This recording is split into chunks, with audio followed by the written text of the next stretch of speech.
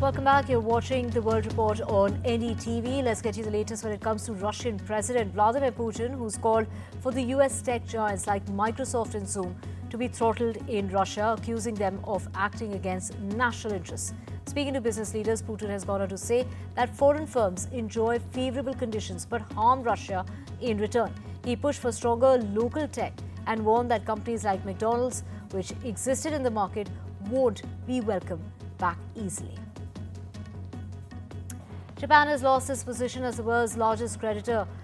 This is the creditor nation for the first time in 34 years, falling behind Germany even as its net external assets hit a record high in 2024. Japan's net external assets have reached over 533 trillion yen last year, rising about 13% from the previous year based on government data. While the figure marked an all-time high, Japan has lost the top spot it has held since 1991, being overtaken by Germany, whose net external assets have now crossed over 569 trillion yen. China remained in third place with the net assets of 516 trillion yen, and that is according to the latest reports.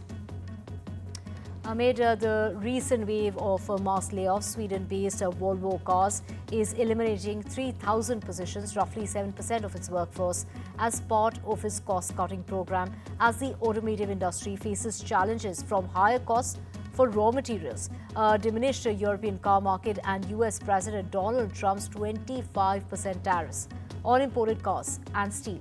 A move to revive investor confidence, the layoffs come after the Sweden-based company reported a sharp drop in earnings in the first quarter of 2025. Human resources research and development, R&D, and communication departments are likely to be affected the most.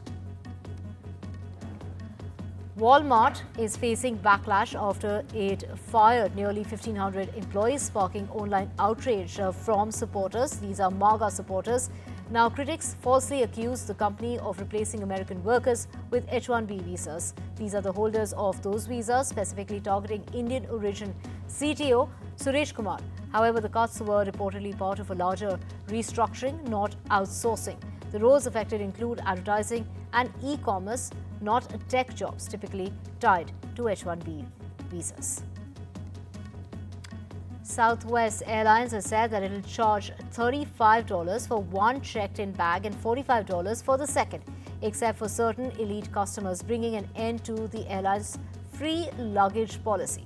The move formalizes Southwest's March announcement when the airlines had gone on to say that it would end its bags fly free policy by charging some customers as it looked for ways to shore up earnings.